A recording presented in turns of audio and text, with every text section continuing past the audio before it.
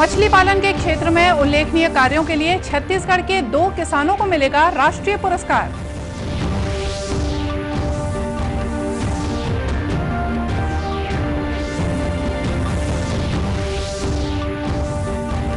राज्यपाल ने कहा कि स्वच्छता हमारे देश के प्राचीन संस्कारों में निहित है और इसे नियमित दिनचर्या में अपनाए जाने की जरूरत है।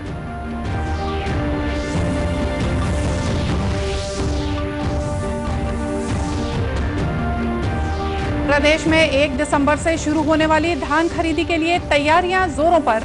इस साल 2,45,000 नए किसानों ने कराया पंजीयन।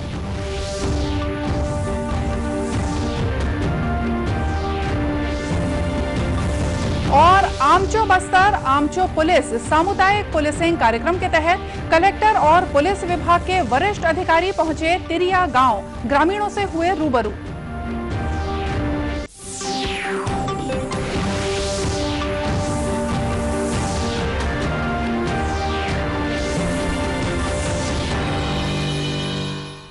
नमस्कार, आप देख रहे हैं दूरदर्शन समाचार। मैं हूं मोनिका शर्मा और आइए अब देखते हैं समाचार विस्तार से। प्रदेश के 2 मछली पालक किसानों को मछली पालन के क्षेत्र में उल्लेखनीय कार्यों के लिए राष्ट्रीय पुरस्कार से नवाजा जाएगा। कल 21 नवंबर को विश्व मात्स्यिकी दिवस के मौके पर केंद्र सरकार द्वारा दिल्ली में आयोजित एक समारोह में ये पुरस्कार दिए जाएंगे। पुरस्कार प्राप्त करने वालों में छत्तीसगढ़ राज्य के messrs MM fish seed cultivation private limited माना रायपुर शामिल है, जिसे बेस्ट फिशरीज एंटरप्राइजेस संवर्ग के तहत 2 लाख रुपए का नगद पुरस्कार और प्रशस्ति पत्र दिया जाएगा। वहीं सिहावा जिला धमतरी के मेसर्स MI कंपनी के बेस्ट प्रोप्राइटी फर्म संवर्ग के तहत 1 लाख रुपए का नगद पुरस्कार और प्रशस्ति पत्र दिया जाएगा। मुख्यमंत्री भूपेश बघेल और कृषि मंत्री रविंद्र चौबे ने इस उपलब्धि के लिए मत्स्य किसानों और संस्थाओं को बधाई और शुभकामनाएं दी हैं। संचालक मछली पालन ने बताया कि आधुनिक तकनीक का उपयोग कर राज्य के मत्स्य कृषक 6 से 7 मैट्रिक टन तक मत्स्य उत्पादन प्राप्त कर रहे हैं। विगत 2 वर्षों में प्रदेश में 9% की वृद्धि के साथ मत्स्य उत्पादन 4.89 लाख मैट्रिक टन से 5.31 लाख मैट्रिक टन का उत्पादन हुआ है। देश में राज्य का मत्स्य उत्पादन के क्षेत्र में भी 6वां स्थान है। राज्य में विगत 2 वर्षों में मत्स्य कृषकों द्वारा स्वयं की भूमि पर 1000 तालाबों का निर्माण कर पगेशियंस प्रजाति का उत्पादन किया जा रहा है। राज्यपाल अनुसुईया उइके ने कहा है कि स्वच्छता हमारे देश के प्राचीन संस्कारों में निहित है और इसे नियमित दिनचर्या में अपनाए जाने की जरूरत है। राज्यपाल ने विश्व शौचालय दिवस के मौके पर अहिंसा विश्व भारतीय द्वारा आयोजित वेबिनार को संबोधित करते हुए कहा कि इस वर्ष शौचालय दिवस की थीम है स्थायी स्वच्छता और जलवायु परिवर्तन। यदि स्वच्छता को नियमित दिनचर्या में अपना लें तो इस विषय को चरितार्थ किया जा सकता है। महात्मा गांधी ने तो स्वच्छता को सर्वोपरि माना था। वे मानते थे कि स्वच्छ व्यक्ति ही स्वस्थ रह सकता है। गांधी जी ने स्वच्छता का स्वयं पर प्रयोग किया और अपने आप को उसके अनुरूप ढाला और समाज को स्वच्छता की प्रेरणा दी। स्वच्छता को इस तरह अपनाए कि आदत बन जाए। इस वर्ष विश्व शौचालय दिवस की थीम है स्थायी स्वच्छता और जलवायु परिवर्तन है। यदि स्वच्छता को नियमित दिनचर्या में अपना ले तो हर घर में शौचालय का लक्ष्य प्राप्त कर लिया है, तो हम उस शौचालय का निरंतर उपयोग करें और दूसरों को भी प्रेरित करें। राज्यपाल ने कहा कि यदि घरों में शौचालय का निर्माण हुआ है तो उसका उपयोग करें और दूसरों को भी ऐसा करने के लिए प्रेरित करें। उन्होंने धमतरी जिले के कोटा भर्री की स्वर्गीय कुंवरबाई का भी उल्लेख किया, जिन्होंने 104 साल की उम्र में शौचालय बनाने के लिए अपने जीवन यापन का एकमात्र साधन बकरियों को बेच दिया था। कोविड के 45,800 से ज्यादा नए मामलों के साथ भारत में कोविड से अब तक संक्रमित हुए लोगों की कुल संख्या 90 लाख से ज्यादा हो गई है। स्वास्थ्य मंत्रालय ने बताया है कि पिछले 24 घंटों के दौरान 584 लोगों की मृत्यु के साथ इस महामारी से देश में अब तक 1,32,000 से ज्यादा लोगों की मौत हो चुकी है। पिछले 24 घंटों के दौरान 44,000 से ज्यादा लोग स्वस्थ हुए, जिन्हें मिलाकर अब तक देश में कोरोना के 84 लाख से ज्यादा रोगी ठीक हो चुके हैं। ठीक होने वालों की दर 93% से ज्यादा हो चुकी है। देश में इस समय कोविड के सक्रिय मरीजों की संख्या 4,43,794 है। वहीं छत्तीसगढ़ की बात करें तो गुरुवार को कोरोना संक्रमण के 2,149 नए मामले सामने आए और 14 लोगों की मौत हुई। सबसे ज्यादा रायगढ़ जिले से 254 मामले सामने आए। वहीं रायपुर जिले से 248, जांजगीर चांपा से 208, राजनांदगांव से 194, कोरबा से 179, दुर्ग जिले से 136 कोरोना पॉजिटिव मामले शामिल हैं। इन्हें मिलाकर प्रदेश में कोरोना के एक्टिव मरीजों की संख्या बढ़कर 19,421 हो गई है। प्रदेश में गुरुवार को 31,578 लोगों का कोरोना टेस्ट किया गया था। प्रदेश में किसानों से समर्थन मूल्य पर धान खरीदी 1 दिसंबर से शुरू होगी। इसके लिए जोर शोर से तैयारियां चल रही हैं। किसानों के पंजीयन का काम पूरा हो चुका है। सरकार इस बार 90 लाख मैट्रिक टन धान खरीदने की तैयारी में है। खाद्य और नागरिक आपूर्ति मंत्री डॉक्टर अमरजीत भगत ने दूरदर्शन समाचार को बताया कि इस साल 2,45,000 नए किसानों ने पंजीयन कराया है। लगभग 2,45,000 नए कृषकों का पंजीयन आया है और जब जो 19-20 में 19,55,000 था, अब ये 21 लाख के लगभग रहेगा। तो पहले से किसानों की संख्या भी बढ़ी है, रकबा भी बढ़ा है। मंत्री डॉक्टर भगत ने बताया कि धान खरीदी के दौरान पड़ोसी राज्यों से होने वाली धान की तस्करी पर भी कड़ी नजर रहेगी। सरकार ने बिना अनुमति छत्तीसगढ़ में धान आयात करने पर पूरी तरह से प्रतिबंध लगा दिया है। इस संबंध में प्रशासन को निर्देश जारी कर दिए गए हैं। उन्होंने कहा कि किसानों को भी सजग रहने की जरूरत है। बाहर से कोई बिचौलिए धान अंदर ना ला पाए। यहाँ अगर बाहर से धान आएगा तो यहाँ के किसानों का हक मारा जाएगा, नुकसान होगा। इसलिए छत्तीसगढ़ के किसानों के लिए योजना बनाया है, तो उसका लाभ छत्तीसगढ़ के किसानों को मिलना चाहिए। इसमें किसानों को भी सजग रहने की आवश्यकता है और प्रशासन को भी हमने सभी जगह निर्देश भेजा है कि बाहर अन्य प्रदेश से धान खपाने का कोई कोशिश करता है उसको रोका जाए।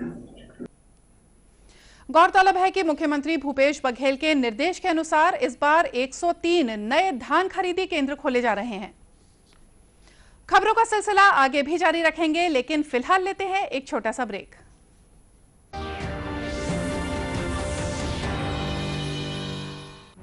वैश्विक महामारी कोविड-19, जिसका कहर संपूर्ण मानव जाति को अपनी आगोश में ले चुका है। टीका या दवाई उपलब्ध होने तक महामारी के खिलाफ मानवता की जंग जारी है। अब जब अनलॉक 5 के तहत लगभग सारा देश खुल गया है, तब और भी आवश्यक है कि हम सतर्क रहें। ऐसे में सबसे जरूरी है समझदारी और बचाव।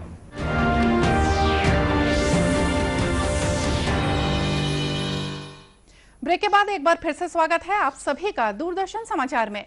बस्तर जिले में छत्तीसगढ़ ओडिशा के सीमावर्ती वनांचल तिरिया गांव में बस्तर पुलिस द्वारा आमचो बस्तर आमचो पुलिस सामुदायिक पुलिसिंग कार्यक्रम का आयोजन किया गया। इस कार्यक्रम के माध्यम से स्थानीय विधायक, पुलिस महानिरीक्षक बस्तर रेंज, कलेक्टर सहित पुलिस और प्रशासन के अधिकारियों ने क्षेत्र के लोगों को आंगनबाड़ी और स्वास्थ्य सहित अन्य मूलभूत सुविधाओं से अवगत कराया। इस दौरान जनप्रतिनिधियों और पुलिस प्रशासन के अधिकारियों द्वारा लोगों की समस्याओं का निराकरण भी किया गया। इस मौके पर कलेक्टर रजत बंसल ने बताया कि एनएमडीसी बचेली और पुलिस द्वारा आयोजित इस कार्यक्रम के माध्यम से ग्रामीणों की समस्याओं और उनकी मूलभूत सुविधाओं के संबंध में जानकारी मिली है। जल्द ही ग्रामीणों की समस्याओं को दूर कर लिया जाएगा।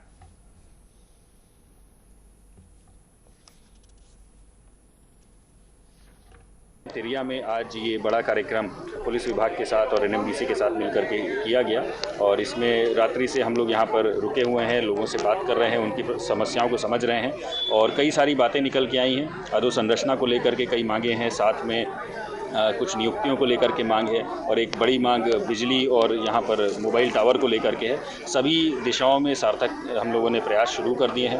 राजस्व ग्राम के रूप में भी ये अभी ग्राम चिन्हांकित नहीं है, मसाती ग्राम है, उसको लेकर के भी IIT रुड़की से और संबंधित विभागों से हम लोग चर्चा कर रहे हैं। निश्चित ही आज की इस पुलिस के द्वारा आयोजित कार्यक्रम में निश्चित ही इसका परिणाम अच्छा निकलेगा, सुखद निकलेगा। वहीं पुलिस महानिरीक्षक बस्तर रेंज सुंदरराज पी ने बताया कि क्षेत्र में नए पुलिस कैंप खुल जाने से आसपास के ग्रामीणों को सुरक्षा के साथ दूसरी मूलभूत सुविधाएं मिलेंगी। उन्हें विश्वास हो रहा है कि ऐसे कार्यक्रमों से क्षेत्र में शांति का वातावरण बनेगा। कुल मिलाकर हमको एक विश्वास हो रहा है, एक उम्मीद हो रहा है, इन क्षेत्र में एक शांति का वातावरण निर्मित करते हुए क्षेत्र में विकास कार्य को तेजी से आगे बढ़ाने में हमको अपेक्षित सहयोग प्राप्त होगा जनता से। स्पेशल जोन कमेटी के अंतर्गत दरबार डिवीजन है, विगत 10 साल से सक्रिय होकर इन इलाके में तुलसी डोंगरी इलाका में और मलकानगिरी बस्तर सुकमा के सीमा इलाका में कार्यरत है। इस दरबार डिवीजन को काफ़ी हद तक कमजोर करने में सफलता प्राप्त हुआ है। इस दौरान विधायक रेखचंद जैन, पुलिस महानिरीक्षक Bastar range Sundarraj P, collector Rajat Bansal ने ग्रामीणों को भोजन का वितरण किया। साथ ही उन्हें खेलकूद, नोटबुक, पुस्तकें, दवाइयां और दूसरे दैनिक उपयोग का सामान भी वितरित किया गया। गौरतलब है कि बस्तर जिले के तिरिया में नक्सल उन्मूलन अभियान के तहत नवीन पुलिस कैंप शुरू किया गया है। कोरिया वन मंडल में पिछले कुछ समय से हाथियों का एक दल विचरण कर रहा है, जिससे आसपास के गांव में भय का वातावरण है। इस दल में 45 हाथी देखे जा रहे हैं, जो शाम होते ही बस्ती की ओर आ जाते हैं और घरों को तोड़ने के साथ अनाज भी खा जाते हैं। इस चिंताजनक स्थिति को देखते हुए कोरिया कलेक्टर सत्यनारायण राठौर ने हाथी आतंक से प्रभावित क्षेत्रों के ग्रामीणों से मुलाकात की। उन्होंने लोगों से अपील की कि वे हाथियों को अनावश्यक न छेड़ें और सावधानी बरतें। कलेक्टर ने कहा कि हाथी प्रभावित गांव के लोग जरूरत पड़ने पर शासकीय भवन जैसे ग्राम पंचायत और छात्रावास में शरण ले सकते हैं। गांव वालों से काफी डिटेल में चर्चा हुई और जो गांव इसमें जंगल में जिनके घर हैं उन सबको हम लोगों ने बताया भी है कि आप आके हमारे पंचायत के भवनों में और वहां पर चूंकि ऑलरेडी एक 50 सीटर आश्रम है, छात्रावास है और एक हायर सेकेंडरी स्कूल भी है, तो वहाँ रुकने की भी व्यवस्था है। तो सबको बताया गया और बहुत लोग जो जंगल के लोग हैं वो आके वहाँ पर रुक रहे हैं ताकि किसी प्रकार की जनहानि ना हो। कलेक्टर ने ग्रामीणों को आश्वस्त किया कि हाथियों के कारण होने वाली जनहानि और पशु हानि और फसल हानि का सर्वे कराकर प्रभावितों को जल्द ही मुआवजा दिया जाएगा। उन्होंने किसानों को बताया कि वे अपनी धान की फसल निकट के धान खरीदी केंद्र में रख सकते हैं। 1 दिसंबर से धान खरीदी शुरू होने पर उनके धान की एंट्री कर ली जाएगी। प्रदेशवासियों को इंदिरा प्रियदर्शनी नेचर सफारी मोहरेंगा के रूप में एक और पर्यटन स्थल की सौगात मिली है। मुख्यमंत्री भूपेश बघेल ने कल वीडियो कॉन्फ्रेंसिंग के जरिए नेचर सफारी का लोकार्पण किया। वन विभाग द्वारा राजधानी रायपुर से करीब 40 किलोमीटर दूर खरोरा तिल्दा मार्ग पर मोहरेंगा वन क्षेत्र में 555 हेक्टेयर से ज्यादा क्षेत्र में नेचर सफारी विकसित की गई है। इस मौके पर मुख्यमंत्री ने कहा कि ग्लोबल वार्मिंग जैसी विश्वव्यापी समस्या से निजात पाने के लिए प्रकृति को बचाकर रखना बहुत जरूरी है। उन्होंने वन विभाग द्वारा विकसित नेचर सफारी मोहरेंगा की सराहना की और इसे वन्य प्राणी के साथ साथ पर्यावरण संरक्षण सहित पर्यटन के विकास को बढ़ावा देने के लिए महत्वपूर्ण बताया। इस मौके पर वन मंत्री मोहम्मद अकबर ने बताया कि सफारी के भ्रमण के लिए जिप्सी की व्यवस्था वन विभाग द्वारा की गई है, जिसमें पर्यटक नेचर सफारी का आनंद ले सकेंगे। इस क्षेत्र में पर्यटकों के लिए आवश्यक सुविधाएं भी विकसित की गई हैं। राजधानी रायपुर में सर्व सुविधा युक्त पहली टेनिस अकादमी बनने जा रही है। कृषि विश्वविद्यालय रायपुर के सांस्कृतिक भवन से लगी 4 एकड़ की भूमि में इस अकादमी का निर्माण किया जाएगा।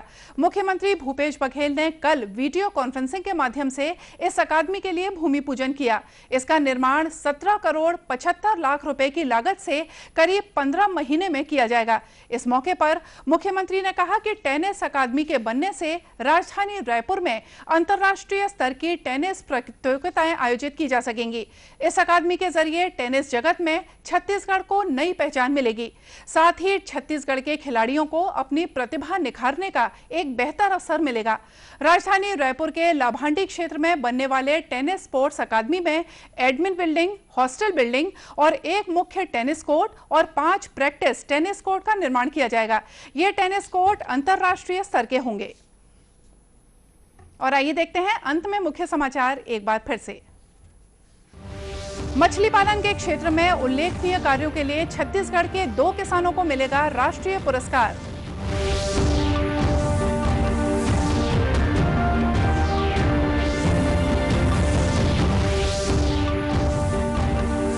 राज्यपाल ने कहा कि स्वच्छता हमारे देश के प्राचीन संस्कारों में निहित है और इसे नियमित दिनचर्या में अपनाए जाने की जरूरत है।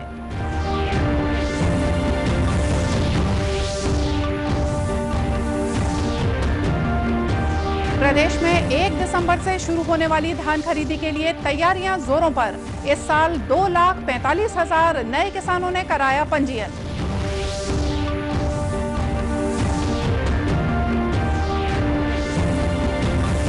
और आमचो बस्तर आमचो पुलिस सामुदायिक पुलिसिंग कार्यक्रम के तहत कलेक्टर और पुलिस विभाग के वरिष्ठ अधिकारी पहुंचे तिरिया गांव, ग्रामीणों से हुए रूबरू। और चलते चलते आपको याद दिला दें कि कोरोना से बचाव के लिए मास्क और सैनिटाइजर के साथ ही सोशल डिस्टेंसिंग का भी पालन करें। कोरोना को हराना है, मास्क जरूर लगाना है। और इसी के साथ हमको दीजिए इजाजत। नमस्कार।